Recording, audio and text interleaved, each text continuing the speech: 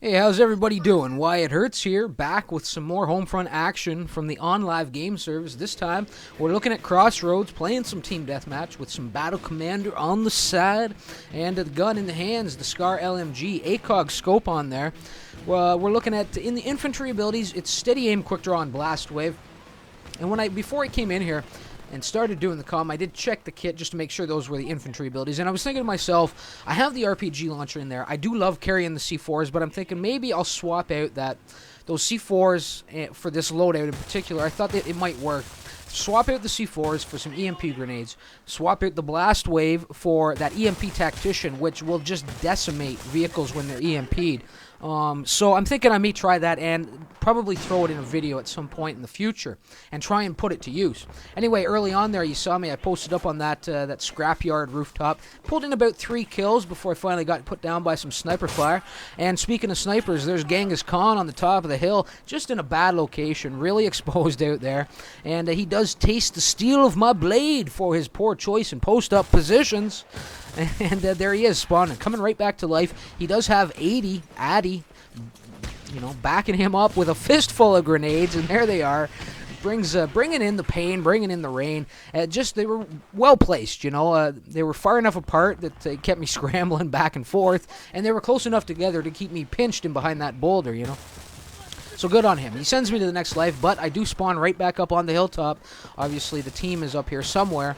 And I settle into this location here. I think I'm crouched right now. I'm not sure, though, for that little bit of extra stability that it provides this weapon. And just working these lines of sight, these great lines of sight. The scar-lmg, extremely effective gun overall, and just effective at all ranges.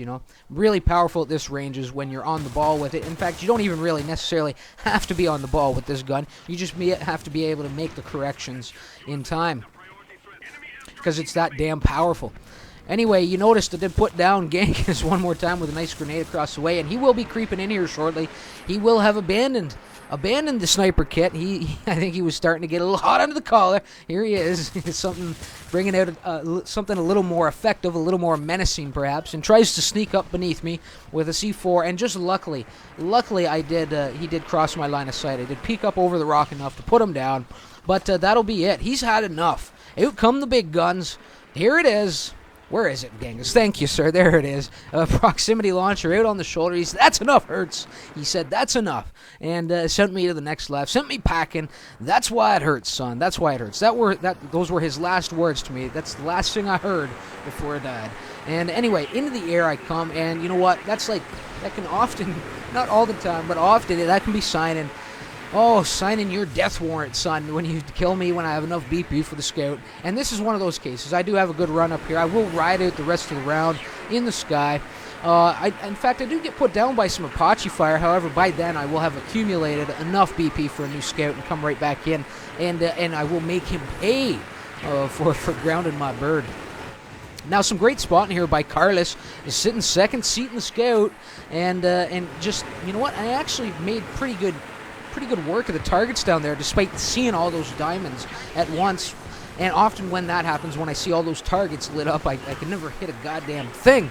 But I did make some good work of those enemy targets with a couple of passes around that area.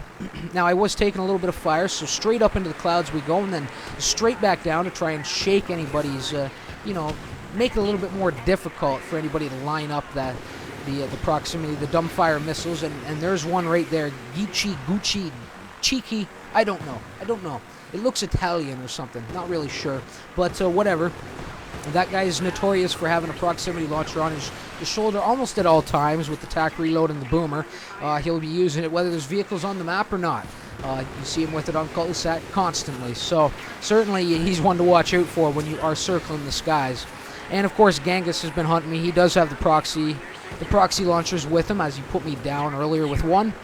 And I think Addy is also hunting me with one as well. Now that kill right there, you noticed on GameStopper, that is the Apache pilot. He will be coming in looking for some revenge, and he will end this run all the way at the 4-star right now. I don't think I will actually get to the 5 stars. You see the missile lock coming in, and that kill on Gamer that just popped up on the screen also prompts an enemy scout to come in here as well. So a couple of enemy birds to deal with in these later stages, this final stretch of the game. But really, I'm focused on GameStopper. It's time to keep him in check, remind him whose skies these are, and he forgot to pay the toll.